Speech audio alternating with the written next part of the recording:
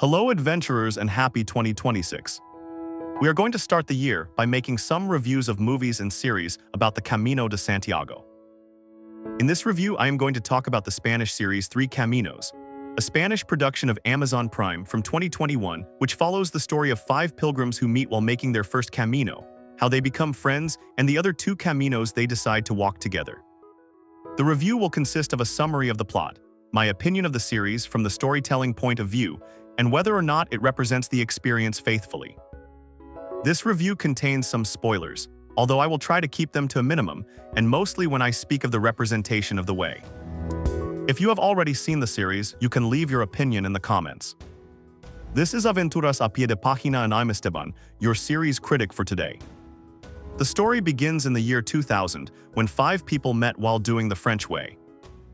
Raquel, a Spanish woman about to get married, but very unconvinced of her decision. Yoon-soo, a classical musician from Korea, on the verge of returning back home, doing the Camino to improve his CV. Roberto, a Mexican firefighter, traumatized by not having been able to save the life of a Spanish girl in an accident.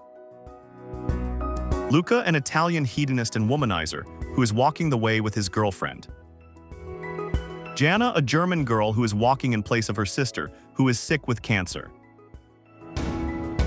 As they progressed in their journey, they created a very intense bond, which led to great changes in their lives. Then they reunite 6 years later in 2006 to make a second Camino, the Aragonese way from the monastery of Leyre. Now they are seen more mature and they have other problems in their minds. Finally, they decide to reunite in Pamplona for a third Camino in 2021. The series Three Caminos was filmed in 2021 during the pandemic and consists of 8 episodes. Regarding the series, it has had very good production values. The photography is excellent and depicts how beautiful Spain is, and it takes advantage of the opportunity to show many of the cities on the Camino and some of the main monuments and milestones. The performances are good, they are not Oscar-worthy, but the story doesn't need it either. And the makeup is realistic, to highlight the passage of time between the different Caminos. Despite these positive aspects, the series did not appeal to me at all. The first problem is that it is too dramatic and very predictable, with all the imaginable cliches. The big surprises of the plot can be predicted from the first scene. The second problem is an excessive ambition in the storytelling. The concept of seeing the characters evolve through time is very good, but it is almost impossible to summarize 3 months of hiking in just 8 episodes. The story would flow much more if each Camino had been a season of the series. What leads us to the third problem, that the lack of time makes the interactions between the characters feel forced, and they try to transmit with dialogue what they cannot convey with images. They do not manage to recreate the chemistry of a friendship of 20 years. The series includes exaggerated and unlikely situations to be able to move the plot, which interrupts the suspension of disbelief. And that leads us to the final point, the lack of authenticity and precision in the representation of the Camino, which makes us think that no one from the production team did the Camino de Santiago, and that the screenwriters did not have the curiosity nor the desire to consult with someone with knowledge of the experience.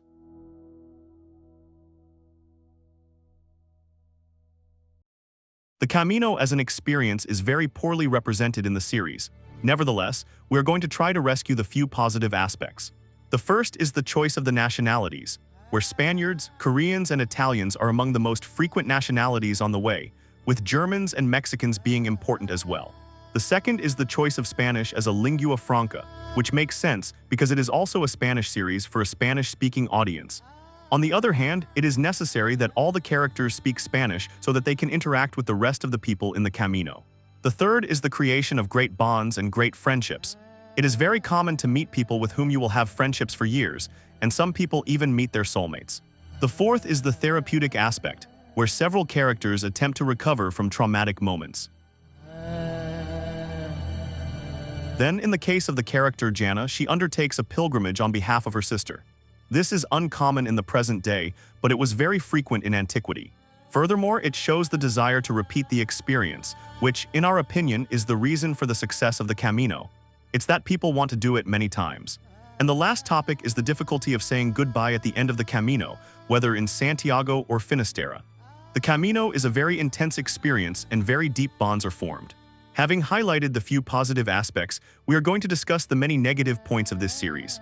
From now on, we are going to talk about some plot points in detail, and that will include some spoilers. If this bothers you, you can skip to the conclusion. The first is that the majority of the walking scenes are filmed off the Camino. The layout of the Camino uses pedestrian paths as much as possible to ensure the safety of the hikers. In the series, we see the characters walking along the roads or traversing over mountains. We understand this artistic choice to make it look more epic than it is in real life. Furthermore, assuming the same objective, they intersperse images of the Pyrenees in the middle of several regions.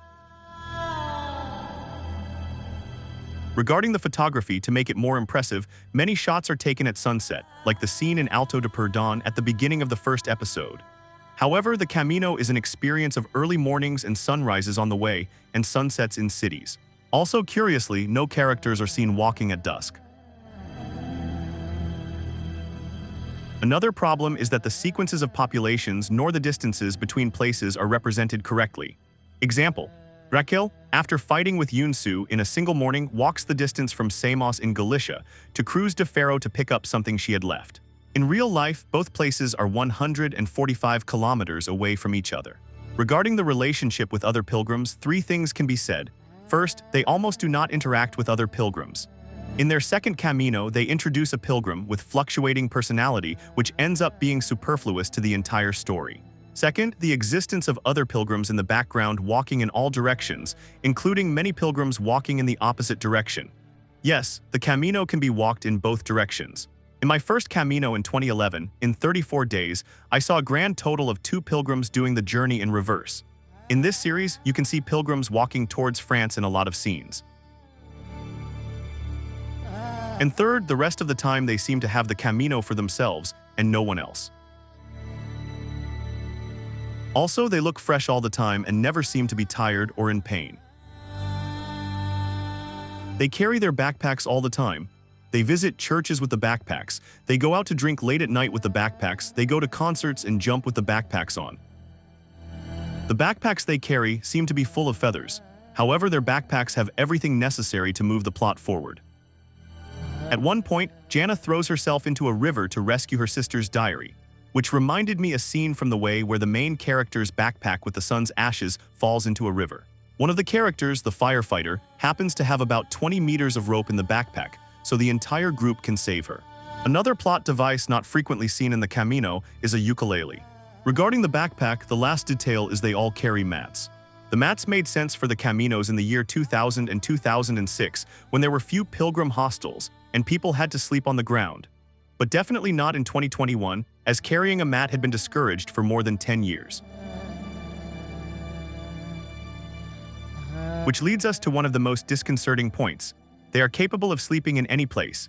Inns, luxury hotels, rural houses, hostels for young people, and even on the floor of a rural school.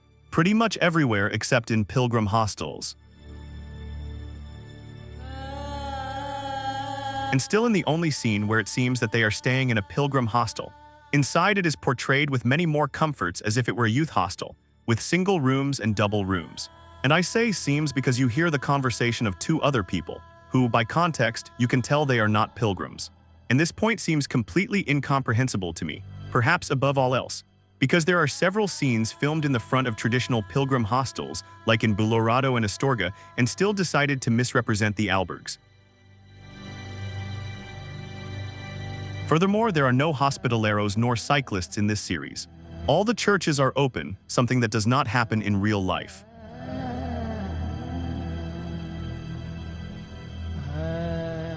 They spend all the time going to concerts and partying, singing in bars and dancing until late at night. Another misrepresented detail from a safety point of view besides walking along the sides of roads is the bathing in Finisterre upon completing the Camino. In real life, it is extremely discouraged to bathe in the waters near the Cape, due to strong currents and a great risk of drowning.